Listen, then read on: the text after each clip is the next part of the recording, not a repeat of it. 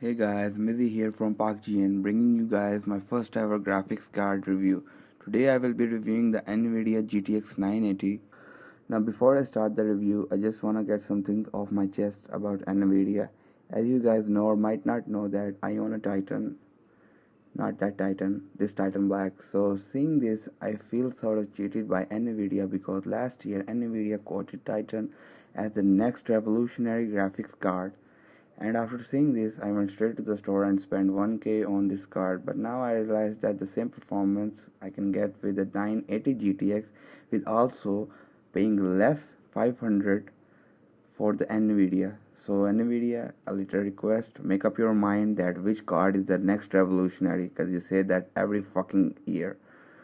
So anyway, let's get back to the review. The Nvidia GTX 980 Hench is Nvidia's newest high-end single GPU graphics card by Possible.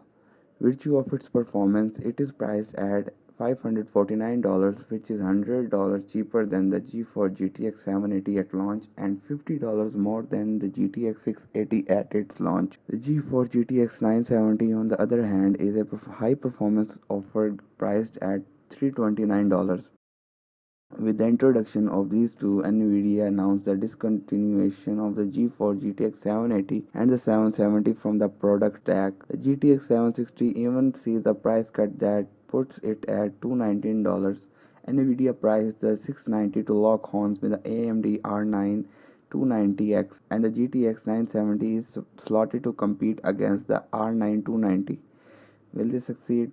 Put it in the comment section below. So with each new architecture, Nvidia introduced innovation in the consumer graphics space that goes beyond simple feature level compatibility with the new DirectX version. Nvidia says the GTX 980 and 970 card to be DirectX 12 card, but exact feature levels and requirements have not been finalized by Microsoft. Yet support for OpenGL 4.4 has also been added. OpenGL 4.4 adds a few new features through its GameWorks SDK that give game developers easy to implement visual features through existing APIs. According to Nvidia, the first and important is VXGI or real-time voxel global illumination. Let me tell you a little bit about VXGI, or Voxel Global Illumination. It's a technology that allows us to simulate light inside of your game in real time.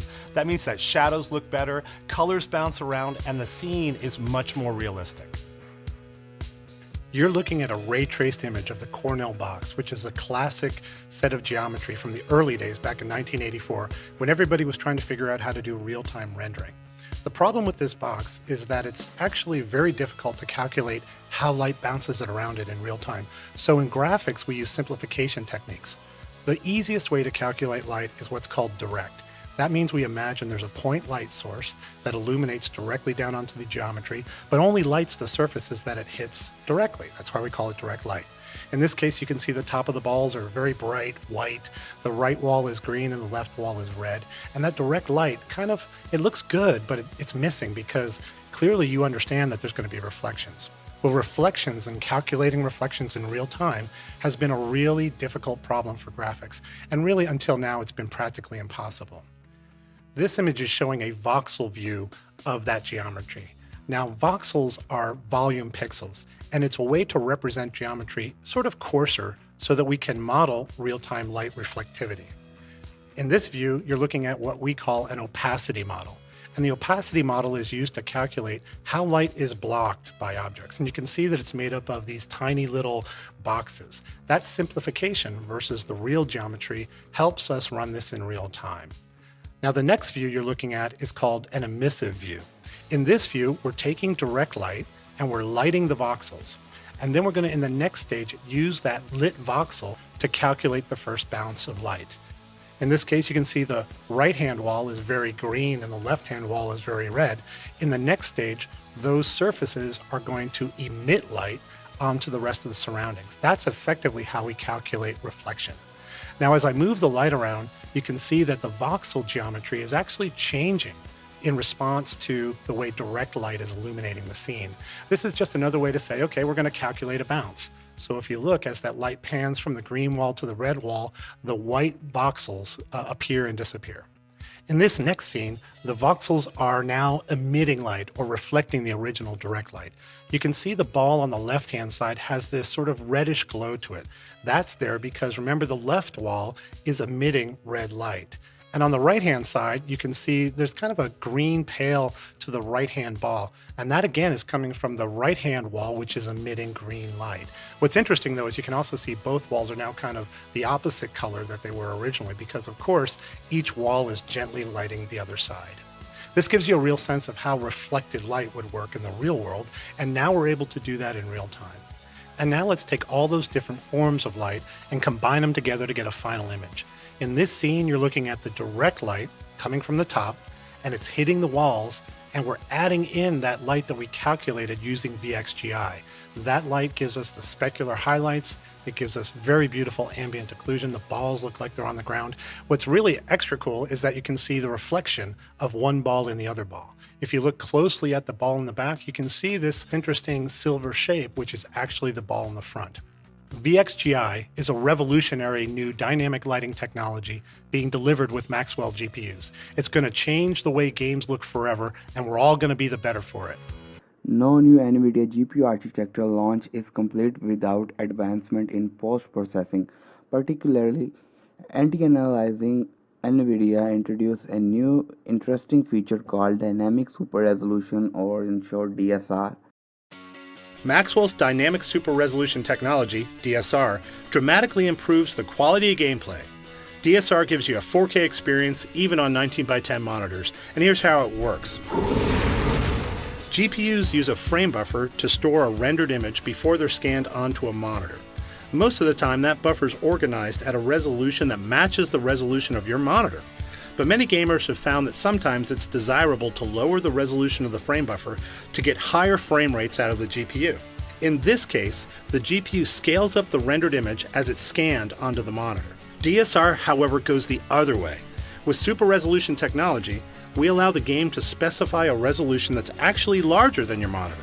This means the GPU will generate a very high quality image in the local frame buffer and then use a sophisticated filter to downscale it and put it onto your monitor.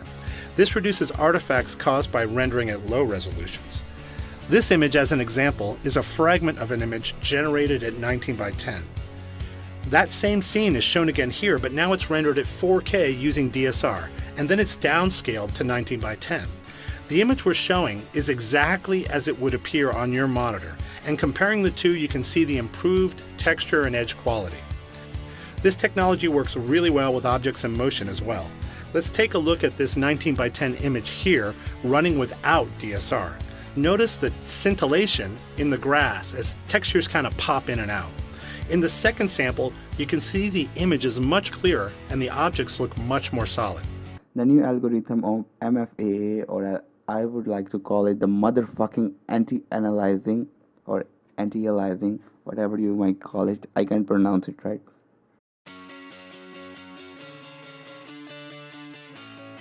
Let's start to understand MFAA better by understanding how AA works. This image shows a grid of 25 pixels that represents a very small area of your screen. If a game draws a straight line on this grid, the GPU must determine the correct color to use for each pixel. The way the GPU does that is by sampling.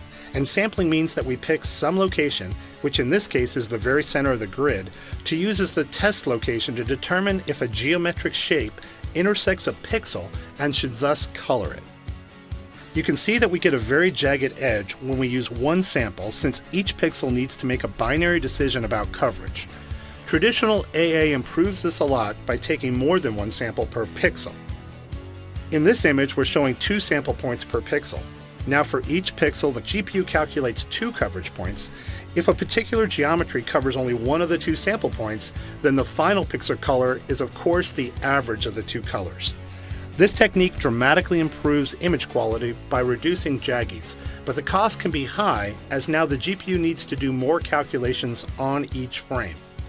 MFAA dramatically improves this by recognizing that the averaging that MSAA does per pixel can actually be done over time. In the first frame, let's assume that the following grid of sample positions is used. You can see the image here is similar to what no AA looks like. Now in the next frame, we change the sample positions. You can see how the generated image is slightly different from the prior frame, with just a few pixels changing from light to dark and vice versa.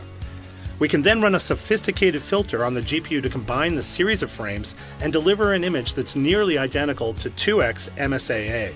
The great part about this tech, though, is that the delivered performance is nearly identical to no AA. This technology is accessible in Nvidia's control panel and can be enabled or disabled. Moving on, Nvidia introduced VR Direct, a technology designed for the emerging VR headset market. Due to the growing interest in Facebook Oculus Rift VR headset, VR Direct is an API designed to reduce latency between the headset input and the change on the display, governed by the principle that head movements are more rapid and unpredictable than pointing and clicking with the mouse. Together with G-Sync, these show that Nvidia not only delivers good hardware, as its software department also has a better track record in backing up its products with stable software and usable new features. Nvidia also says the GTX 980 and GTX 970 to be DirectX 12 card, even though the DirectX 12 specification hasn't been finalized yet. Time will have to show whether Nvidia support will cover all DirectX 12 features or only a subset.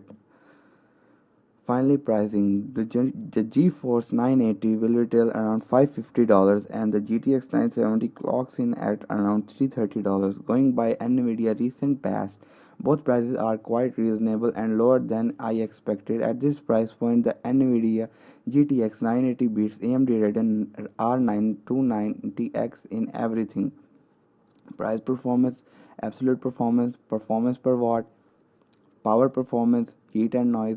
The only thing the R9 290X has going for it, which I hardly find convincing, especially with the GTX 970 being cheaper and faster. The GTX 970 at 330 is a steal, really.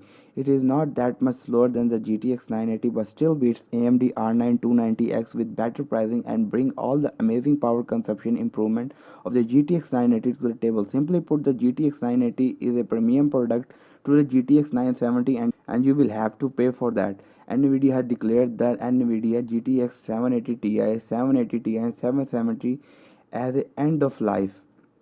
So you might find those cards at discontinued prices. Personally, I wouldn't upgrade from anything more recent than the 680 GTX, but users of old cards should definitely look at Nvidia's newer products. Oh, and AMD seems fucked. That's it for today, guys. Meet you in the next episode. Take care. Goodbye.